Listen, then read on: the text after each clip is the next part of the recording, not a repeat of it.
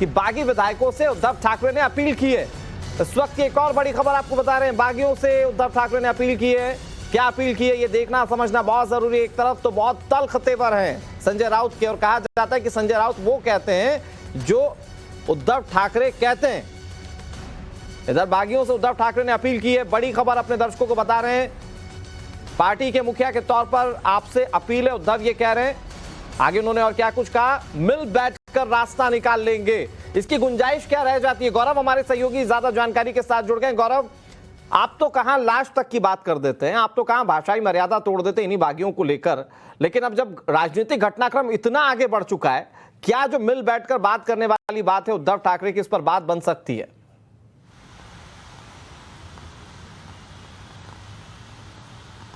देखिए, जो मैसेज जारी किया गया है उद्धव ठाकरे की तरफ से, उसमें ये लिखा है कि जो बागी विधायक जो कि गुवाहाटी में मौजूद हैं, उनके कुछ परिवार के सदस्यों ने उनसे संपर्क किया है और उन्होंने उनकी भावनाओं को समझा है, और ऐसे में वो चाहते हैं कि अगर वो बातचीत करना चाहते हैं तो वो बातचीत करके आ सकते हैं।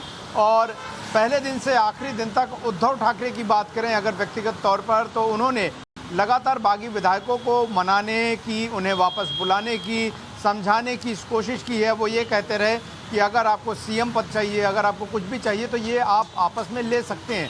लेकिन अब देखने वाली बात यह है कि इस वक्त ऐन मौके पर जब तमाम ये रास्ते अपनाए जा रहे हैं कि हो सकता है 11 जुलाई के पहले कोई फ्लोर टेस्ट कराया जाए महाराष्ट्र में, ऐसी स्थिति में क्या वजह हो सकती है उद्धव ठाकरे के द्वारा ये भावनात्मक मैसेज करने की? वो ये समझ में आती है कि जितने भी विधायकों को वो एकनाथ शिंदे ग्रुप की तरफ से फ्लोर टेस्ट में वोटिंग के दौरान अपनी तरफ लाना चाहते हो, उसकी एक कवायद ज़्यादा नजर आ रही है, क्योंकि संख्या बल में कहीं ना कहीं उद्धव ठाकरे कमजोर नजर आ रहे हैं और फ्लोर टेस्ट में उनकी सरकार अल्पमत में आने के बाद गिर सकती है। तो हो सकता है कि एक समीकरण को ध्यान में रखते हुए उद्धव ठाकरे कोशिश कर रहे हो। हालांकि ये बात तय है कि जिस तरीके से एक्टिविज्म जो है वो शिवसेना के द्वारा छोटे छोटे शाखाओं की बैठक करके दिखाया जा रहा है, जो जमीनी कार्यकर्ता है खास करके मुंबई का शिव सैनिक का, वो इन बागी विधायकों के साथ बहुत कम नजर आ रहा है। तो ऐसे में इसका खामियाजा भी हो सकता है, बागी विधायकों को बाद में देखना मिले कि जब वो अभी सरकार तो गिरा लें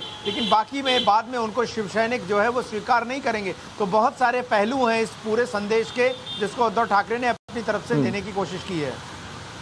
ठीक है, सवाल ये है कि क्या ये टैक्टिक्स तो नहीं है कि कुछ विधायक जो कि थोड़े कमजोर उन्हें तोड़ लिया जाए? अमित को मैं और से गहराई से समझने की कोशिश करता हूं। अमित, राजनीति में रणनीति बहुत जरूरी होती है, और इस तरह की जब परिस्थितियां बन जाए तो किसी एक शासक को जरूरी है कि वो एक रणनीति पर काम करे। शिवसेना क्या ये तय नहीं कर पा रही है कि उन्हें बागी विधायकों के खिलाफ रुख क्या रखना है? या तो मना ही ले या तो फिर उनके खिलाफ कार्रवाई कर लें। थोड़े दिन में खबर सामने आ जाती है कि आप आइए मिल बैठकर बातें करेंगे, बातें बन जाएंगी। इसको कैसे देख रहे हैं आप?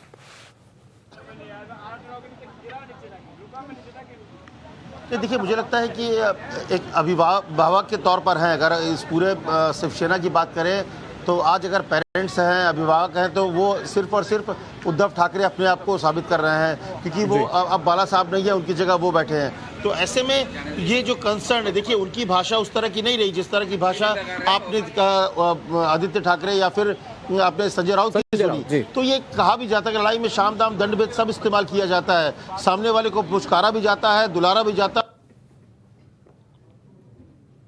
है। कुछ तकनीकी दिक्कत है और इसीलिए अमित जो चीज समझा रहे थे वो दरअसल ये कि तमाम कोशिशें करके देख लेना चाहते हैं उद्धव ठाकरे, शायद कहीं से कोई बात बन जाए। रविकांत हमारे साथ लगातार जुड़े हुए। रविकांत, अगर इसकी टैक्टिक्स में समझने की कोशिश करूं तो ये कोशिश तो नहीं की जा रही उद्धव ठाकरे की ये कहते हुए कि आइए पार्टी के मुखिया के तौर पर आपसे अपील करता हूं कि मिल बैठकर समाधान निकालें। इसके पीछे की टैक्टिक्स ये तो नहीं कि कुछ विधायक अगर कुछ कमजोर पड़ रहे हो बागी गुट में से तो वो कम से कम टूट कर आ जाए हमारे पास।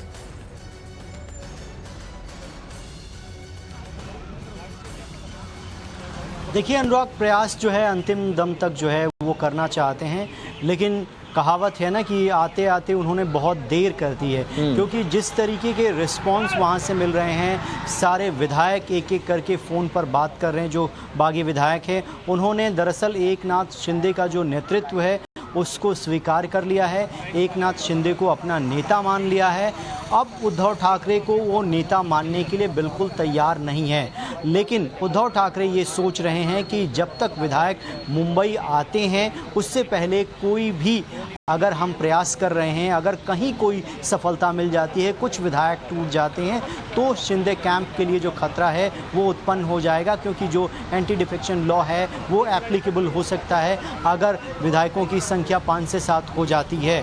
इसीलिए ये अपील बार बार अनुराग की जा रही है ताकि किसी भी तरीके से कोई तकनीकी दांव पेच लगाकर शिंदे कैंप का जो प्रयास है उसको फेल किया जाए। लेकिन अभी तक जितने भी विधायक हैं जो गुवाहाटी में मौजूद हैं वो एकजुट हैं, दिखाई दे रहे हैं एकनाथ शिंदे के साथ। उन्होंने अपना नेता भी एकनाथ शिंदे को मान लिया है। तो फिलहाल जो उद्धव ठाकरे प्रयास कर रहे हैं उसमें किसी भी प्रकार से कोई सफलता दिखाई नहीं दे रही है, क्योंकि दोनों ही तरीके की रणनीति जो है वो शिवसेना के द्वारा अपनाई जा रही है। एक तरफ उद्धव ठाकरे जो है वो बड़ी विनम्रता से बात कर रहे हैं, लेकिन दूसरी तरफ जो है आदित्य ठाकरे उन सभी लोगों को गद्दार करार देते हैं और वो कहते हैं कि जो भगौड़े हैं, जो भागते हैं, वो कभी जीतेंगे नहीं। इसके साथ ही उनकी पार्टी के जो प्रवक्ता हैं संजय राउत, उनके तो तल्ख तेवर जो है साफ तौर पर दिखाई दे रहे हैं। तो दोनों तरीके की रणनीति अपनाकर विधायकों को और जो कार्यकर्ता हैं उनको एक साथ वापस लाने का प्रयास किया जा रहा है, लेकिन फिलहाल ये प्रयास सफल होता हुआ दिखाई नहीं दे रहा है। ये किस तरह से इसको समझना चाहिए, क्योंकि राजनीति में ये जो तमाम चीजें होती हैं एक ठोस रणनीति का हिस्सा होती हैं। और दरअसल जो अपील की गई उद्धव ठाकरे की ओर से उसमें उन्होंने लिखा है सीधे तौर पर कि आप में से कुछ विधायकों के परिवार वालों ने मुझसे संपर्क किया, अपनी भावनाओं से मुझे अवगत करवाया। मैं शिवसेना के परिवार के मुखिया के रूप में आपकी भावनाओं का सम्मान करता हूं। ये दरअसल उद्धव ठाकरे ने ये अपील की है। तो हमारे साथ तमाम सहयोगी जो हैं वो जुड़े हुए हैं और उनका रुख हम लगातार कर रहे हैं। श्वेता का रुख कर लेते हैं, वो इस पर ज्यादा जानकारी देंगी। श्वेता।